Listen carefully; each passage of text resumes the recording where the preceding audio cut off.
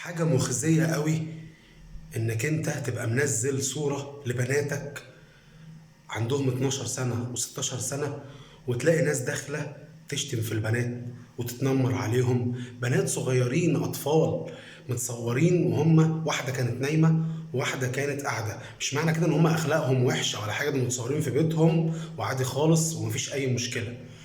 بنات شريف منير الاتنين، واحدة عندها 12 سنة وواحدة عندها 16 سنة، اتصوروا صورة سيلفي وهو خد الصورة ونزلها وكاتب عليها ان دول بناته وربنا يخليهم ويحفظهم ومش عارف ايه. طبعا لقى كمية كبيرة من الكومنتات السخيفة اللي كلها سب وقذف وحاجات مش كويسة اتقالت على البنات وتنمر طبعا.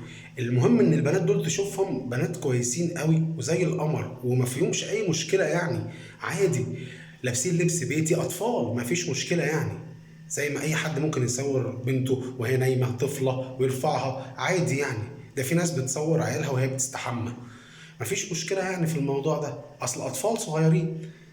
كمية بقى سب وقذف وكده، الراجل ما استحملش، قام ماسح البوست كله بالصور بكل حاجة ونزل بوست تاني كتب أنفس مريضة وعلم قليلة الرباية.